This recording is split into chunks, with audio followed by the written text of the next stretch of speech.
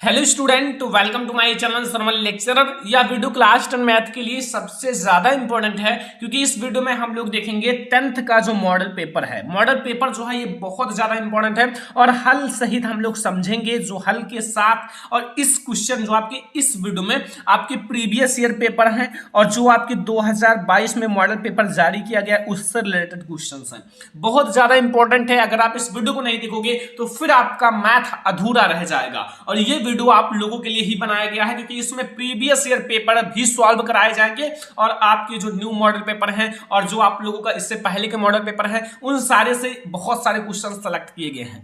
Video को like कर दो, चैनल पर नए हो सब्सक्राइब कर लेना। चलो फिर देखते हैं आज की इस वीडियो को। पहला प्रश्न आपसे क्या कह रहा है? कह रहा है निम्न में से कौन सा सहअभाज्य संख्याओं का एक युग्म है। ये जो 2021 का न्यू मॉडल पेपर आया है उसमें ये क्वेश्चन आपको देखने को मिल जाएगा, जो न्यू मॉडल पेपर अभी जारी हुआ है जस्ट। ठीक है, तो निम्न में से कौन सा सहअभाज्य संख्याओं का एक युग्म है?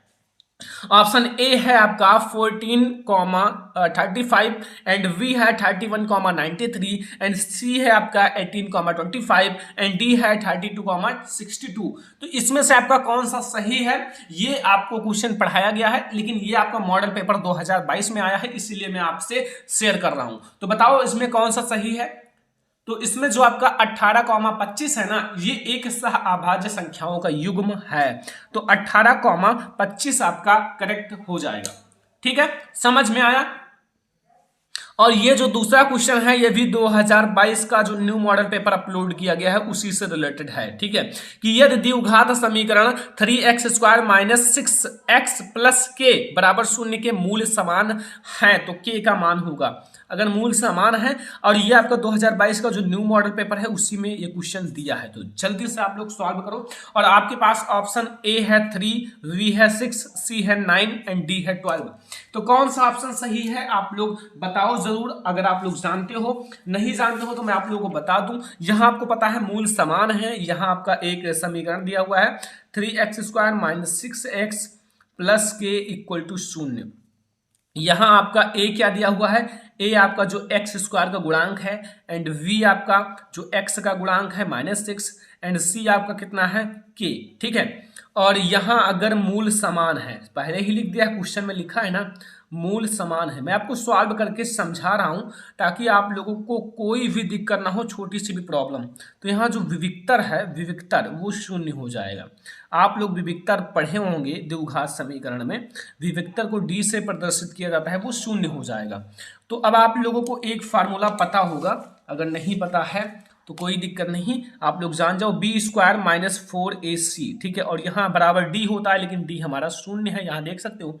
अब यहाँ देखो v² यानी कि -6 का स्क्वायर कर लो एंड -4 इंटू ए का मान है 3, यहाँ देख लो 3 है और ये v का मान -6 रखा गया है और इंटू के बराबर 0। ठीक है, ये मॉडल पेपर में दिया गया है, बहुत ज्यादा इंपॉर्टेंट है। यहाँ से ये 36 हो जाएगा, ये -12 के हो जाएगा इक्वल टू 0 और यहाँ से -12 के हो जाएगा और इधर से मैं 36 को ट्रांसफर करूंगा, -36 हो जाएगा और के का मान आएगा -36/12 माइनस में और के का मान आएगा 3। तो यहां से आपका जो ऑप्शन नंबर आपका 3 जिस ऑप्शन में हो वही सही है, के का मान यहाँ 3 आएगा। तो ऑप्शन नंबर ए आपका बिल्कुल करेक्ट हो जाएगा, यहां जो के का मान आएगा वो 3 हो जाएगा। ये हमारा क्वेश्चन नंबर 2 है। और क्वेश्चन नंबर 3, ठीक है, ये आप लोग समझो, ये भी प्रीवियस ईयर पेपर का क्वेश्चन था, उसी से लिया गया है कि बिंदुओं 5,0 और -12,0 के बीच की दूरी है। बहुत ज्यादा इंपॉर्टेंट है, इसीलिए मैं आज आपको बहुत अच्छे से समझा रहा हूं, ऐसा आपको कोई नहीं समझाएगा। ए ऑप्शन है 5, बी है 7, सी है 13 एंड डी है 17। तो यहां आप कैसे निकालोगे? दूरी निकालने का मैंने आपको फार्मूला बताया था, अगर नहीं पता हो तो कोई दिक्कत नहीं। डी इक्वल टू मैंने क्या बताया था? x1 माइनस x2 का स्क्वायर कर लो एंड यहां प्लस कर लो y1 माइनस y2 का स्क्वायर कर लो। अब यहां d बराबर आप लोगों को x1 x2 ये सारे तो पता ही होंगे, ये आपका x1 है, ये आपका x2 है, ये आपका y1 है, ये आपका y2 है। ठीक है, तो x1 आपका यहाँ क्या है 5 है ना, एंड माइनस है, ये -x2, तो यहाँ माइनस और माइनस मिलकर प्लस हो जाएंगे। इसका स्क्वायर कर लो एंड प्लस y1 भी यहाँ जीरो है एंड y2 भी जीरो है। देख सकते हो यहाँ y1 जीरो है, y2 भी जीरो ही है। तो यहाँ आप लोग d बराबर आपका हो जाएगा अंडर रूट एंड आपका 5 एंड हो जाएगा 17 का वर्ग, और वर्ग आपका अंडर रूट हट जाएगा और यहाँ आपका आएगा 17 इकाई। तो यही आपका सही हो जाएगा, 17 इसका सही आंसर होगा। तो यहाँ से आपका ये डी नंबर ऑप्शन सही है, 17। ये हमारा क्वेश्चन नंबर 3 है। और आपके बोर्ड एग्जामिनेशन में 6 ऑब्जेक्टिव आएंगे और मैं आपको 6 के 6 करा रहा हूँ, ठीक है। हो सकता है कि इसमें से आपके बहुत सारे आ जाएं। लिखा हुआ है 9 सेक स्क्वायर ए माइनस 10 स्क्वायर ए बराबर है, ए ऑप्शन है 1, बी ऑप्शन है 9, सी ऑप्शन है 8 एंड डी ऑप्शन है 0। ये काफी ज्यादा इंपॉर्टेंट है और हार्ड भी है, ये मैं आपको बता देता हूं। सबसे पहले आपको दिया क्या है, यहां लिखा क्या है आपका 9 सेक स्क्वायर ये माइनस 9 10 स्क्वायर ये, यही तो दिया हुआ है। ओके, समझ में आया। यहां से मैं 9 कॉमन ले लेता हूं, दोनों में 9 है तो 9 को मैं कॉमन ले लूंगा, 9 को, ठीक है। सेक स्क्वायर ये माइनस 10 स्क्वायर ये, ठीक है। समझ में आया। यहां से मैंने 9 कॉमन ले लिया। अब आपको एक काम करना है, यहां जो सेक स्क्वायर ये लिखा हुआ है, यहां एक आपका क्या है सर्व समीका है कि सेक स्क्वायर ये जो होता है, यहां मैं ब्लैक से लिख देता हूं, सेक स्क्वायर ये जो होता है वो बराबर होता है 1 प्लस 10 स्क्वायर ये, 1 प्लस 10 स्क्वायर ये याद रखना। ओके, याद रखोगे ना, थोड़ा आप लोग याद रखना ताकि कहीं भी आए तो आप लगा दो। तो यहाँ सेक स्क्वायर ये जो लिखा हुआ है, सेक स्क्वायर, यहाँ भी सेक स्क्वायर ये, तो यहाँ मैं क्या लिख दूंगा 1 प्लस 10 स्क्वायर ये, और फिर आपका क्या बचेगा माइनस 10 स्क्वायर ये बचेगा ना। तो यहाँ आप बराबर लगा लो, यहाँ से 10 स्क्वायर ये माइनस में है, 10 स्क्वायर प्लस में है, कट जाएगा ना। फिर यहाँ आपका 9 इंटू 1 बचेगा, तो यहाँ से आप लोग बराबर में आपका 9 आंसर हो जाएगा। तो यहाँ से 9 आपका करेक्ट आंसर होगा। तो यहाँ आपका 9 जो है ना सही हो जाएगा। ओके, तो ये है हमारा क्वेश्चन नंबर 4। अब हम लोग देखेंगे क्वेश्चन नंबर 5। क्वेश्चन नंबर 5 क्या कह रहा है समझना होगा आप लोगों को। कह रहा है एक अर्धवृत्ताकार चांद का परिमाप कितना है 72 सेंटीमीटर, इसका व्यास होगा।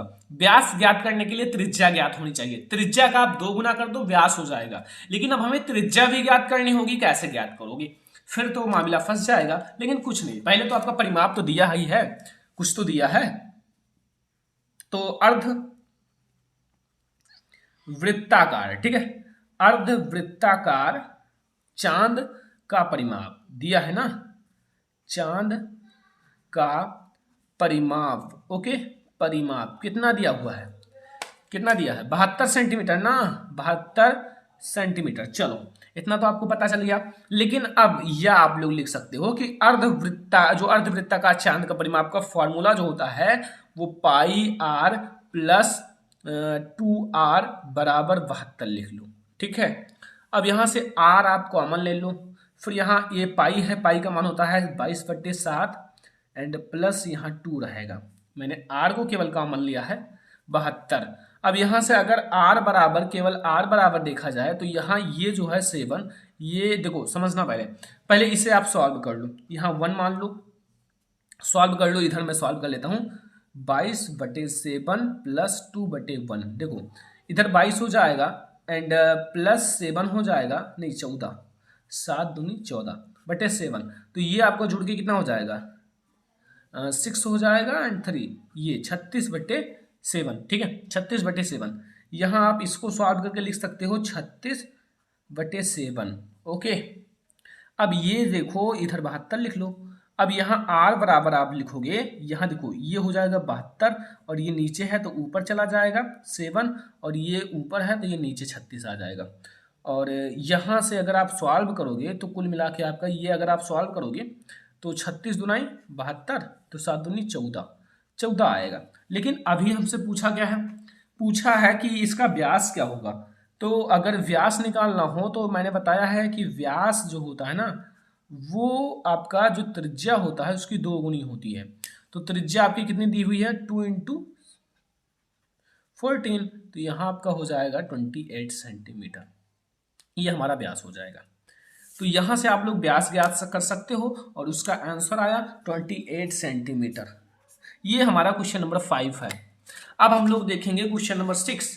क्वेश्चन नंबर 6 आप लोग देखो, क्वेश्चन नंबर 6 क्या कह रहा है, यहाँ निम्नलिखित में से कौन सी केंद्रीय प्रवृत्ति की माप नहीं है। कौन सी केंद्रीय प्रवृत्ति की माप नहीं है, ये मॉडल पेपर 2022 में जो न्यू जारी किया गया है मॉडल पेपर, उसी में से ही लिया गया है मॉडल पेपर। थोड़ा सा आप ध्यान दो अपनी लाइफ पर, अपने स्टडी पर, क्योंकि अगर आप थोड़ा सा ध्यान दोगे, अच्छे से स्टडी करोगे, तो फिर आप लोगों का काफ़ी अच्छा नंबर भी आएगा। यहाँ लिखा हुआ है माध्य, माध्यिका, बहुलक, मानक विचलन। तो जो केंद्रीय प्रवृत्ति की माप नहीं होती वो होता है आपका मानक विचलन। क्या होता है, मानक विचलन। ये तो यहां से आपको ये भी क्वेश्चन समझ में आ गया होगा, काफी ज्यादा इजी है। अब हमारा आएगा अति लघुत्तरीय प्रश्न, लेकिन आई होप कि आपको जितना क्वेश्चन 6 ऑब्जेक्टिव क्वेश्चन बताया गया है उतना समझ में आ गया। आपको पेपर में जैसा मैंने दिया है वैसा ही पूछा जाएगा। अब हमारा आएगा अति लघुत्तरीय प्रश्न, और प्रश्न नंबर 1 क्या कह रहा है, ज्ञात कीजिए कि रैखिक समीकरणों का युग्म जो है 2x - 3y = 8 and 4x - 6y = 9 संगत है या असंगत। संगत है या असंगत आपको ये बताना है, जो आपका दिया हुआ है ये संगत है या फिर असंगत है। तो चलो फिर हम लोग देखते हैं। सबसे पहले आप समीकरण लिख लो, जो हमें समीकरण दिया हुआ है। लिखा है 2x - 3y = 8 और दूसरा समीकरण है 4x - 6y = 9। यही तो दिया हुआ है, ये दिया हुआ है, लेकिन हमें बदल कर लिखना पड़ेगा। कैसे, अभी आपको समझ में आएगा।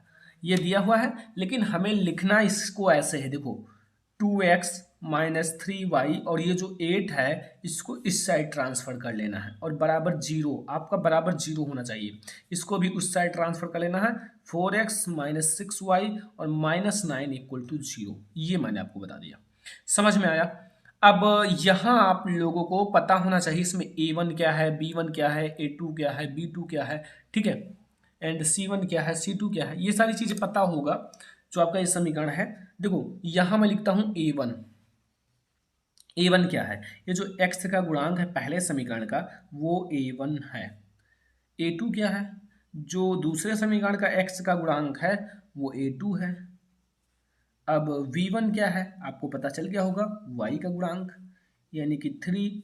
और V2 क्या है, V2 ये हमारा 6 है। अब भैया C1 क्या है, C1 आपका ये जो है माइनस लेकर चला जाएगा, -8। और C2 क्या है, वो -9। समझ में आया, बहुत इजी है अगर आप ध्यान से समझोगे तो। यहां से अब आपको लिखना है A1/A2, तो A1/A2 यानी कि 2/4, और 2/4 को लिखा जाता है 1/2, ठीक है, लिख सकते हैं ना। अब आप कॉमा लगाओ और V1/V2 लिखो। V1 हमारा है 3/6, तो इसको भी काट कर 1/2 किया जा सकता है, यानी कि A1/A2 और B1/B2 बराबर ही हैं। अब C1/C2 इसे लिखा जा सकता है -8 -9। इसे ना काटा जा सकता है ना कुछ किया जा सकता है। अब यहाँ देखो A1/A2 वो बराबर है B1/B2 का, क्योंकि 1/2 इसका भी मान है, 1/2 इसका भी। तो यहाँ A1/A2 ये बराबर किसके हैं, B1/V2 के। बट ये जो है ना ये इसके बराबर नहीं, is not equal to C1/C2 के। और अगर आपको ऐसा चीज दिखे ना तो वो आपका जो है दिया गया समीकरण असंगत होगा। ये जो आपका समीकरण है ना, समीकरण असंगत है। क्या है, असंगत है, ठीक है, ऐसे आप ज्ञात कर सकते हो। तो अब आप बता सकते हो ना दिया गया समीकरण कैसा है, संगत है या असंगत। तो ये हमारा है क्वेश्चन नंबर 1 अति लघुत्तरीय का। क्वेश्चन नंबर 2 आपसे क्या कह रहा है कि दो समरूप त्रिभुजों के परिमाप क्रमशः 40 सेंटीमीटर और तथा 60 सेंटीमीटर हैं। इनके क्षेत्रफल में अनुपात ज्ञात कीजिए। यहां आपको इसके क्षेत्रफल में अनुपात ज्ञात करना है। फर्स्ट मैटर, अगर भुजा दिया होता तो भुजा का वर्ग करके हम लोग उसका क्या निकाल लेते, क्या निकाल लेते, क्षेत्रफल निकाल लेते, ठीक है, जो उसके भुजा का वर्ग होता। बट यहां थोड़ा सा आपको मेथड समझना है और बहुत ज्यादा इंपॉर्टेंट है, ठीक है।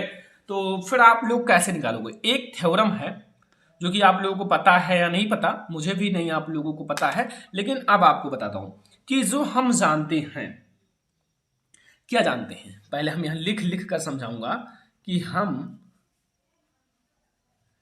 जानते हैं, हम जानते हैं कि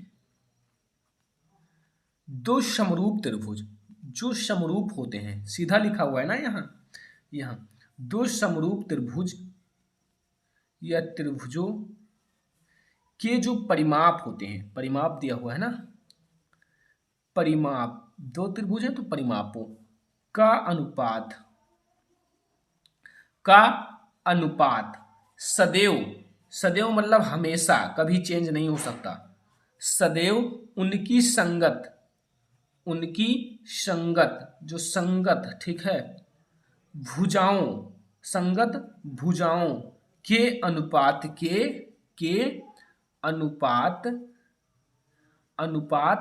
के बराबर होती हैं, के बराबर होती हैं, ठीक है। तो यहां क्या कहा गया है कि हम जानते हैं कि जो दो समरूप त्रिभुजों का परिमाप होता है उसका अनुपात, जैसे दो समरूप त्रिभुज हैं उनका अनुपात कर लोगे तो सदैव उसकी संगत भुजाओं के अनुपात के बराबर होती हैं। अब यहां क्या कहा गया है, एक त्रिभुज का परिमाप, यानी कि एक जो त्रिभुज है, एक त्रिभुज का परिमाप, एक त्रिभुज का परिमाप बटे में आपको लगाना है दूसरा त्रिभुज का परिमाप या दूसरे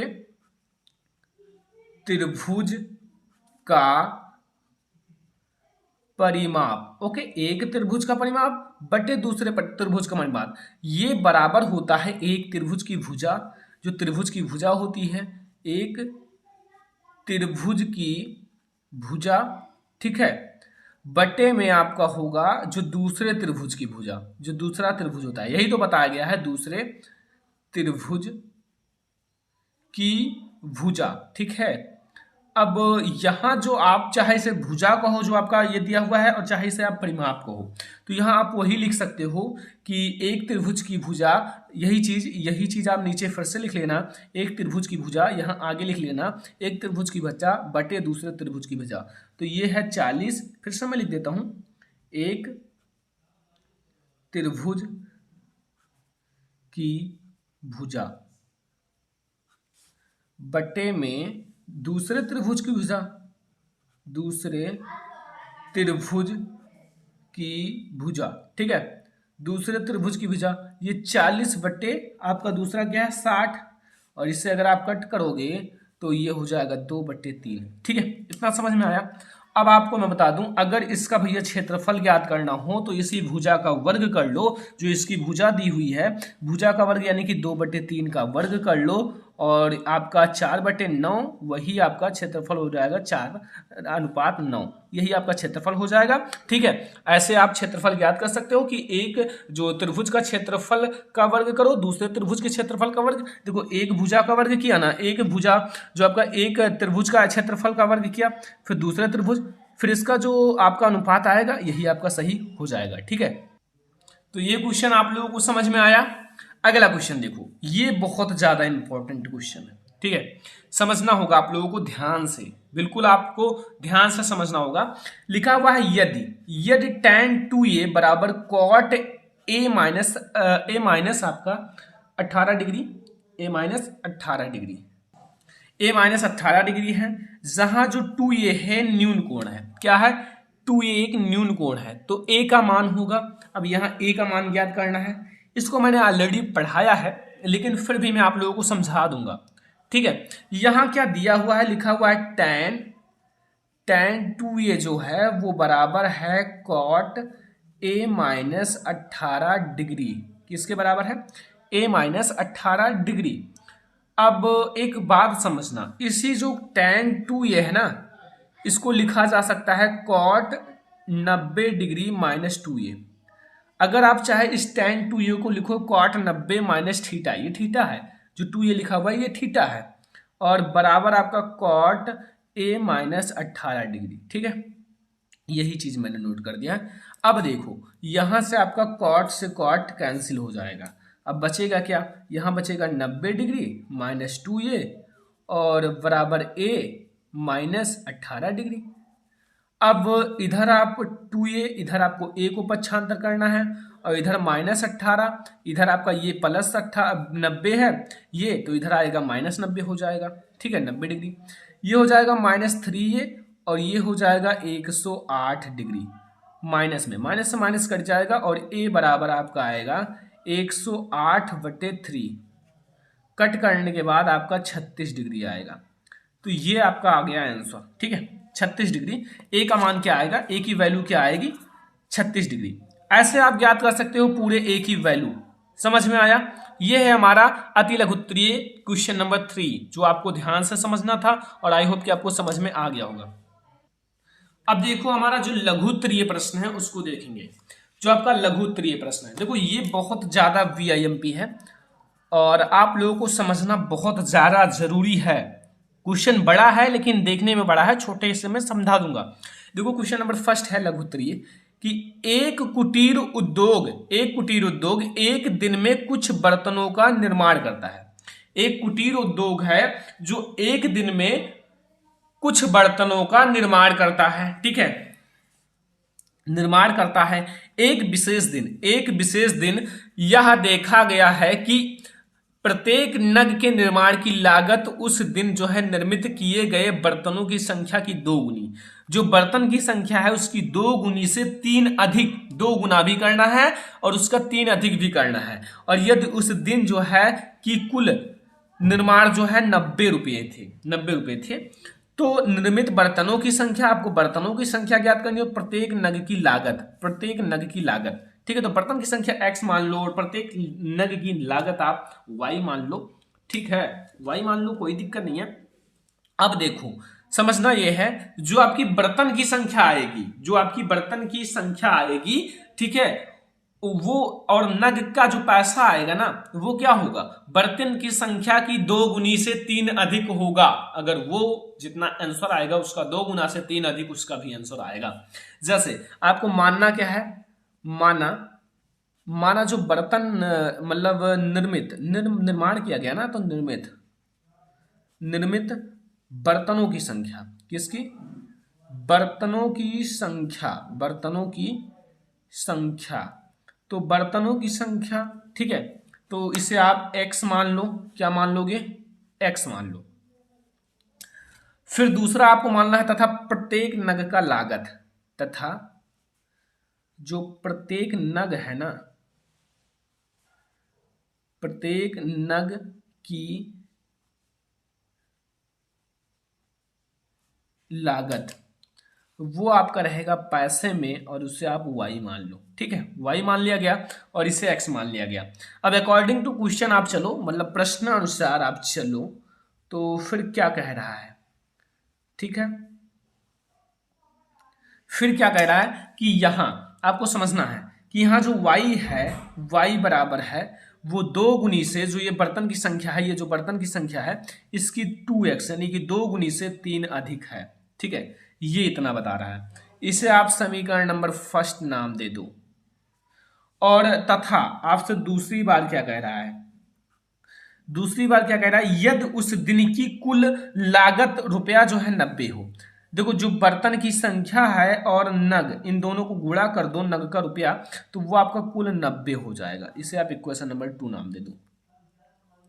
अब आप समीकरण 1 तथा समीकरण 2 से, जो आपका समीकरण 1 है, समीकरण 1 तथा समीकरण 2 से, अब देखो यहां जो y का मान है ना, यहां रख लो, y का मान आप रख लो। ठीक है, तो यहां x है और यहां आप y का मान 2x + 3 है बराबर 90 है। ठीक है, अब यहां x से गुणा कर लो, यानी कि 2x² हो जाएगा प्लस 3x हो जाएगा और ये हो जाएगा बराबर 90। अब 90 भी इधर ट्रांसफर कर लो, 2x² plus 3x and minus 90 बराबर 0 कर लो। अब आपको एक फैक्टर बनाना है जो कि जोड़ने घटाने पर 3 आना चाहिए, गुणा करने पर 19 आना चाहिए। तो वो क्या है आप लोग सोच लो खुद से। तो अगर आप किसका करोगे सोच लो। नहीं, आपका इससे मल्टीप्लाई होगा ना, ये जो गुणांक है इसका इससे, क्योंकि ये जो इसका एक्स स्क्वायर का गुणांक होता है इसका इससे मल्टीप्लाई हो जाता है और आपको मन में रखना है। तो 180 हो जाएगा, तो गुणा करने पर 180 और जोड़ने घटाने पर कितना 3। तो अब आप लोग कैसे करोगे जानते हो, यहाँ 15 में से आप 12 घटा लो, बस आपका आ जाएगा। यहाँ x माइनस 90 बराबर 0। यहाँ से 2x² plus 15x and minus 12x and minus 90 बराबर 0। यहाँ से आप क्या कॉमन लोगे, यहाँ से आप कॉमन ले लो x, तो यहाँ बचेगा 2x प्लस 15 और यहाँ से आप माइनस 6 कॉमन लेना पड़ेगा क्योंकि यहाँ भी 2x ही बचाना है एंड प्लस 15 बराबर 0। यहाँ से आपका x माइनस 6 एक आ जाएगा ब्रैकेट में और 2x प्लस 15 एक आ जाएगा, यही तो आएगा। अब एक मान तो आपका x बराबर 6 आ जाएगा क्योंकि अगर आप इसको बराबर 0 रखोगे, और एक मान आएगा x बराबर -15/2, ये हमारा दूसरा मान आएगा -15/2। ये कैसे आया सोच रहे होंगे, देखो मैं आपको बताता हूँ। यहाँ जो x -6 है इसको बराबर 0 रखना है, तो ये x बराबर 6 हो जाएगा, ये एक ब्रैकेट वाला। और ये जो लिखा हुआ है 2x प्लस 15 बराबर 0 रखोगे तो यहाँ से 2x बराबर -15 हो जाएगा एंड x बराबर -15/2। ये दोनों यही से लिया गया है, ये दोनों, फिर इतना आ गया। लेकिन ये आपका अमान्य है, जो ये है ऋणात्मक वाला अमान्य है, इसका कोई मान्य नहीं है। तो यहाँ x बराबर 6 सही है, लेकिन x बराबर 6 हमें क्या मिला है, ये मिला है बर्तनों की संख्या।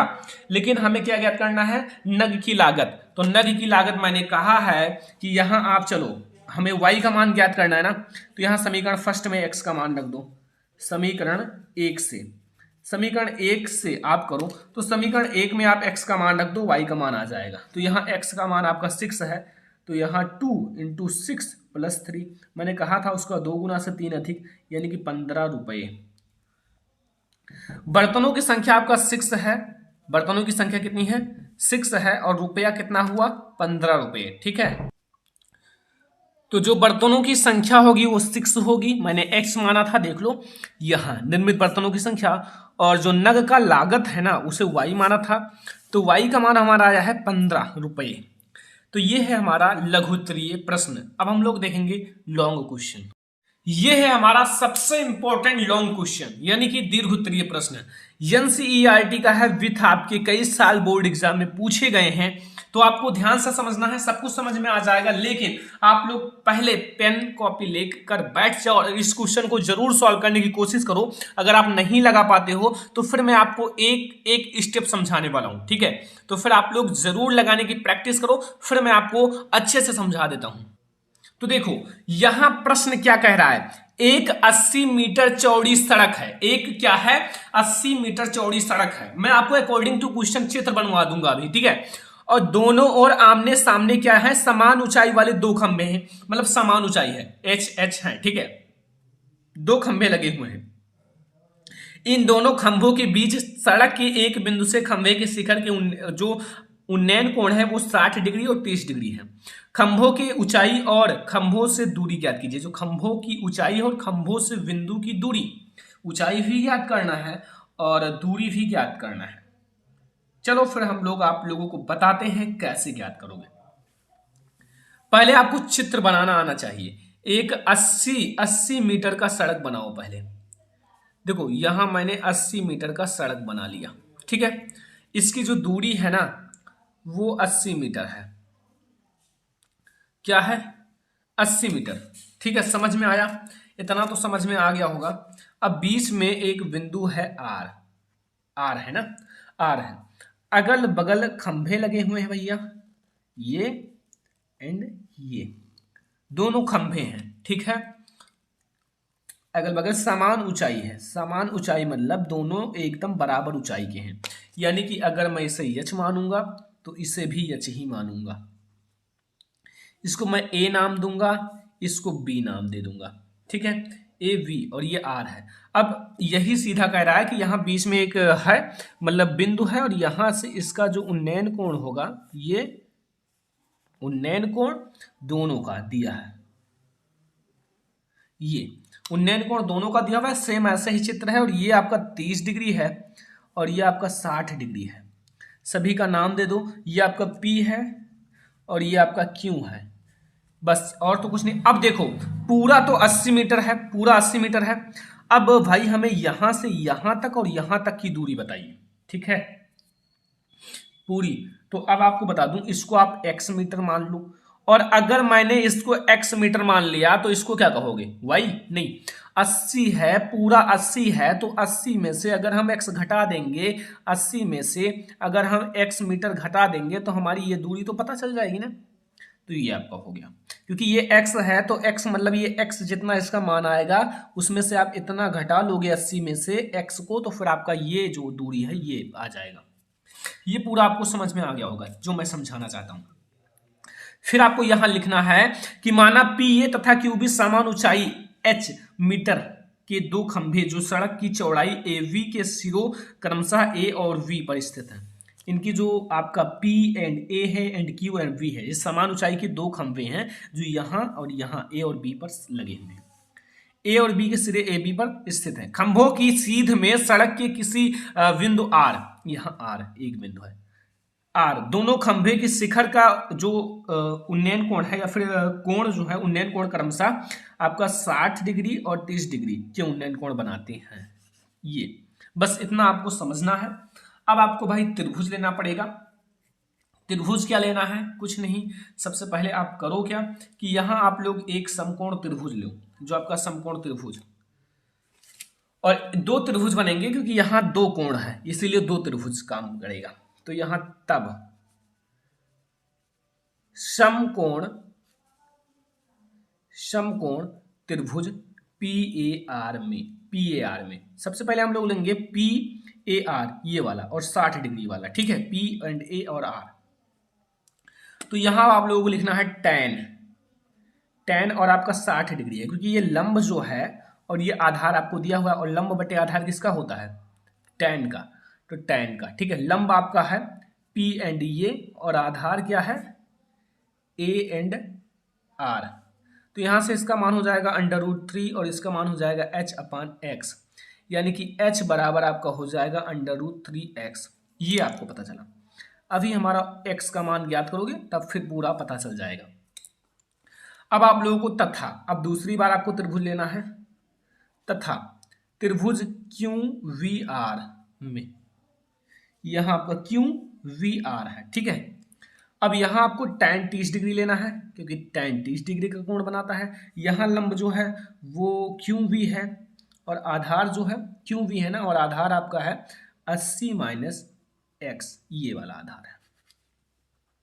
यहां आपका h बटे 80 - x हो जाएगा, h बटे 80 - x। और यहां tan 30 डिग्री का मान क्या होता है, √3 नहीं होगा,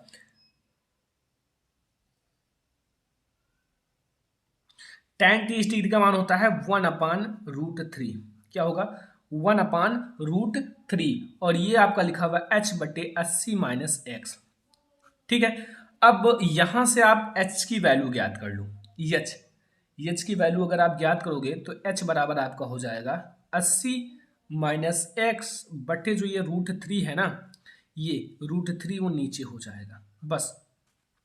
अब एक बात देखो, इसे मैंने नाम दे दिया समीकरण फर्स्ट और इससे मैंने नाम दे दिया समीकरण सेकंड, ठीक है, समीकरण फर्स्ट और समीकरण सेकंड। अब यहां हमें एक काम करना पड़ेगा, तुलना करना पड़ेगा। क्या करना पड़ेगा, तुलना, यानी कि समीकरण एक तथा दूसरे, समीकरण एक तथा दूसरे। देखो यच और यच यहां बराबर है, यच यहां भी है और यच यहां भी है, तो यहां आप एक बात लिख सकते हो, देखो मैं अलग से समझा रहा हूं, यहां √3x लिख सकते हो, वो बराबर हो जाएगा 80, जो आपका ये है 80 - x बटे √3, 80 - x बटे √3। अब यहां से आप x की वैल्यू भी ज्ञात कर सकते हो, यहां आप इसका मल्टीप्लाई करोगे तो ये 3x हो जाएगा बराबर 80 - x, यहां से x अगर इधर ट्रांसफर कर लोगे तो +x हो जाएगा बराबर 80, और यहाँ 4x हो जाएगा बराबर 80, और यहाँ x बचेगा तो यहाँ 80 बटे 4, और इसे अगर आप कट करोगे तो क्या बचेगा 20 मीटर। तो यहाँ से x की वैल्यू तो हमारी 20 मीटर आ ही गई है। क्या आया है 20 मीटर। तो यहां हमारा 20 मीटर आया है एक्स की वैल्यू। अब आपको समीकरण 1 में एक्स का मान रख दो, जो समीकरण 1 है, यहां से हमें ऊंचाई ज्ञात हो जाएगा, क्योंकि समीकरण 1 में अगर हम एक्स का मान रखेंगे तो ऊंचाई हमें ज्ञात हो जाएगा। तो समीकरण 1 में एक्स का मान रखने पर, समीकरण 1 में एक्स का मान रखने पर, तो समीकरण 1 में यानी कि h बराबर, यहां आपका क्या लिखा हुआ है, h बराबर √3x, h बराबर √3x। अब यहाँ h बराबर आपका 20√3 भी लिख सकते हो, क्या लिख सकते हो, 20√3, या फिर यहाँ √3 का आपका मान होता है 1.73 इंटू आपका इसका 20 आया, और इससे अगर आप मल्टीप्लाई करोगे तो ये लगभग आएगा 20, और इधर है 34.0 मीटर, ये 34.60 मीटर। तो यहाँ से आप पूरे खंभे की ऊंचाई ज्ञात कर सकते हो भाई। काफी हार्ड क्वेश्चन है। तो ये है हमारी पूरे खंभे की ऊंचाई। और अगर अब आपसे पूछा जाए ये दूरी, तो x की वैल्यू हमें कितना मिली है, 20। तो एक यहाँ बिंदु से इसका जो दूरी आएगा 20 मीटर आएगा, और इसका कितना आएगा 80 - 20 यानी कि 60 मीटर। ये ठीक है, यहां से P और R की, P जो आपका V और R है इतना आएगा, और A और R इतना आएगा।